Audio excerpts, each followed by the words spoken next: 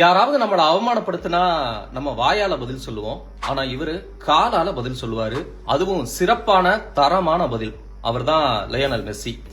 கால்பந்தை தெரிஞ்சுக்கிட்டு மெஸ்ஸிய பார்க்க போனவங்களை விட மெஸ்ஸிய தெரிஞ்சுக்கிட்டு கால்பந்தை பார்க்க போனவங்க தான் அதிகம். வளர்ச்சி குறைபாட்டால பாதிக்கப்பட்ட ஒரு சின்ன பையன் தினமும் கால்ல ஊசி போட்டே ஆகணும் அப்படிங்கிற கட்டாயத்துல இருக்கக்கூடிய ஒரு சின்ன பையன் கால்பந்து திறமையால பார்சிலோனா மாதிரி ஒரு பெரிய அணியில இடம் பிடிக்கிறான். அங்க ஒரு சுவாரஸ்யம் இருக்கு.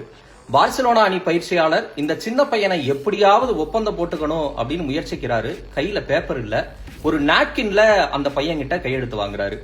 அந்த சாணி காகிதத்துல ஆரம்பிச்ச அந்த பயணம் இன்னைக்கு உலகின் மிகப்பெரிய சாதனையாளரா உயர்ந்து நிக்குது. சாதனையாளரா எப்படி ஆக முடியும்? சோதனையை கடந்தாதானே ஆக முடியும்.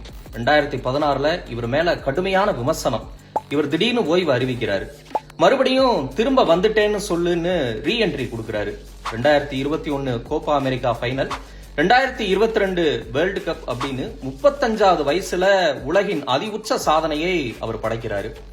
பீலே மாதிரி, மேரடோனா மாதிரி, ரொனால்டோ மாதிரி ஆஜானுபாகுவா ஆக்ரோஷமான ஆட்டத்தை வெளிப்படுத்தக்கூடியவர் கிடையாது. வெறும் 5 அடி 7 அங்குலம் தான், 70 கிலோ வெயிட் தான்.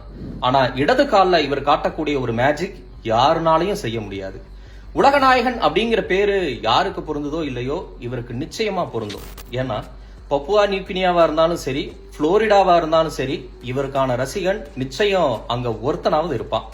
பாப் கார்டியாலோ அப்படிங்கிற ஒரு பயிற்சியாளர் மெஸ்ஸி பத்தி சொன்ன வார்த்தைகள்: மெஸ்ஸியின் ஆட்டத்தை பற்றி எதுவும் எழுதாதீர்கள், அவரை விவரிக்க முயற்சிக்காதீர்கள், வெறுமனே அவரை கவனியுங்கள்.